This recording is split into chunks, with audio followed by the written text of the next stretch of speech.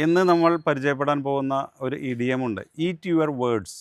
ഇലക്ഷനൊക്കെ കഴിഞ്ഞതല്ലേ, ഇത് പലർക്കും ഉപകാരപ്പെടും. ഈറ്റ് യുവർ വേർഡ്സ് എന്നാൽ എന്താണെന്നറിയോ? നമ്മൾ മലയാളത്തിലൊരു ചൊല്ലില്ലേ, വാക്കുകൾ വിഴുങ്ങി എന്ന് പറഞ്ഞാൽ നമ്മൾ നേരത്തെ പുലർത്തിയിരുന്ന അഭിപ്രായം തിരുത്തേണ്ടി വന്നു എന്നാണ് അതർത്ഥം. നോക്കാം. I said he would fail, I had to eat my word when he past.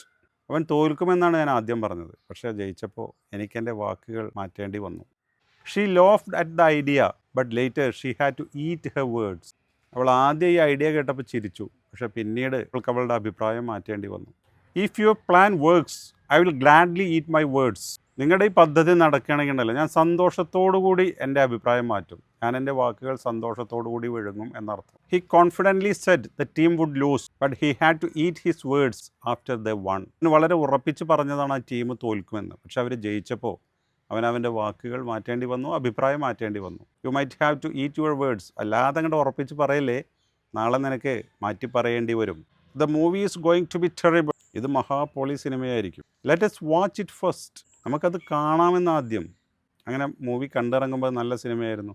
I eat my words that it was annoying. ഇത് വളരെ ദേഷ്യം പിടിപ്പിക്കുന്നതായിരുന്നു എന്നുള്ള എൻ്റെ അഭിപ്രായം ഞാൻ മാറ്റുന്നു. ഈറ്റ് മൈ വേർഡ്സ് എന്നുള്ളത് I had to eat my words, I will have to eat my words, I eat my words, you have to eat your words എന്നൊക്കെ അല്ലാതെ okay then I ate my words എന്ന് പറയരുത്. ഞാൻ എൻ്റെ അഭിപ്രായം അപ്പോൾ മാറ്റി എന്നുള്ളതിന് പാസ്റ്റ് ടെൻസായ എയ്റ്റ് എന്ന് പറയാൻ പാടില്ല.